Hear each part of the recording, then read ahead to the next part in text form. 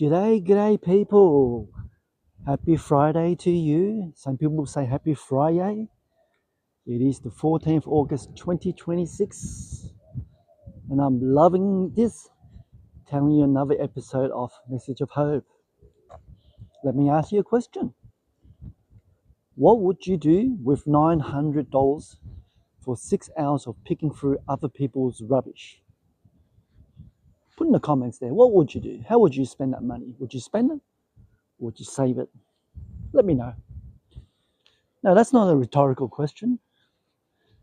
I'm going to tell you, a Sydney woman named Sinead King, I think that's how you pronounce it, actually does this. It's not her full-time job. However, she collects scrap metal off hard rubbish piles. Metal such as old fencing, roof sheets, white goods, car batteries, and turns it into cash. Well done to her. She's estimated one 6-hour stint earned her over $900. That's what she reported. And she built it into something that helped fund her house and now goes straight onto the mortgage itself. Good for her. Now, I read that story and felt something close to recognition here. Yes, I recognize that. Although mine didn't happen on the hard rubbish pile, it just happened during the COVID era. Okay, so let me share with you a little story. I'm sure a lot of you probably went through the same. Because when COVID hit, the staff weren't allowed back into the workplace. Workplace such as mine, right? The company encouraged everyone to apply for Centrelink support. Well, my wife and I looked into it. It turned out we earned too much together to qualify. You know what? I felt punished by that. I had some sort of genuine resentful. I mean, here we were, having worked and paid tax for years, and this tax supported the system, Centrelink that is, and the system in the end seemed to reward people who've been on long-term benefits with a sudden bump in their payment. I know, because I was processing their loans. Meanwhile, people like us, and you perhaps, got nothing extra for staying home and doing the right thing. How's that? Reminds me of Proverbs chapter 13, verse 11. In a way. Let's see what it says.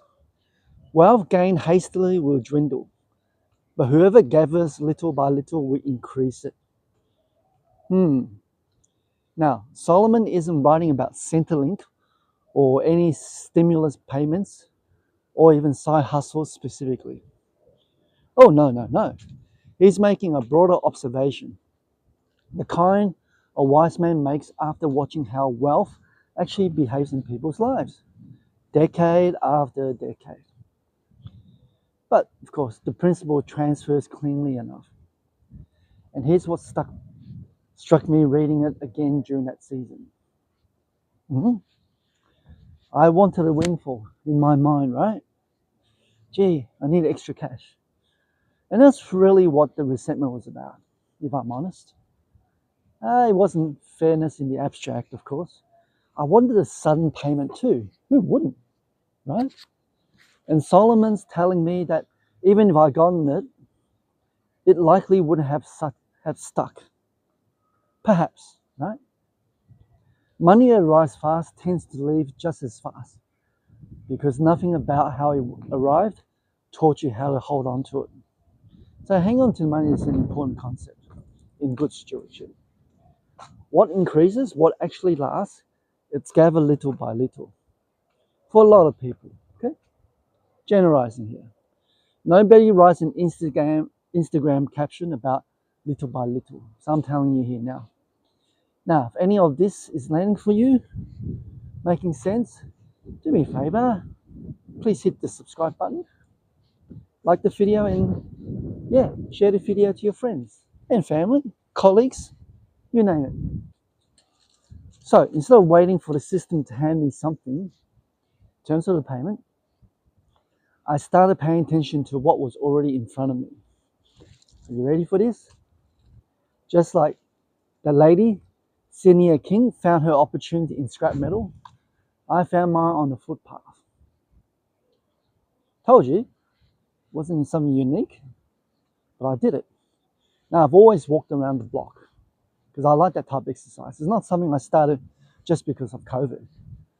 It's just something I've done most days of the year because I really enjoy it. It relaxes the mind.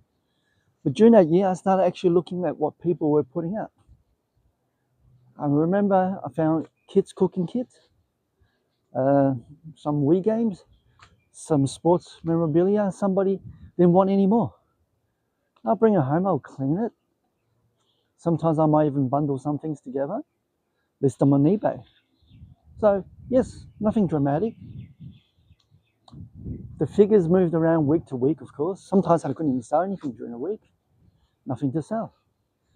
But that wasn't really never the point, right? The point was I wasn't sitting on the sofa feeling sorry for myself about a payment I didn't get. What can you do about it, George? Really?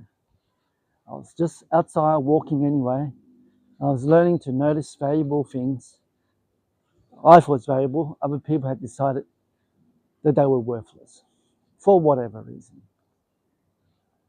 And if you were sitting out on the public ground, hey, I never hesitate to have a look. Some of it I can sell, probably not all of it. One day, I did find an internet radio. You know, one of those units with an old style iPod docking connector. The kind that's been obsolete for more than a decade now. Now, most people would have walked straight past it. I picked it, took it home and kept it for myself. Thank you, God. Thank you. Friends, here's the thing about that walk. It wasn't just where I found things to sell. It's also where I found energy to keep going. Genuinely. Hello, Lem, how are you? I'll talk to you later. Okay. I mean, physically, the walking itself did that. And it became the place where praying stopped being something scheduled and started being something that just happened, step by step, without me deciding in advance to do it. Praying and walking. What a delight that God has gifted me.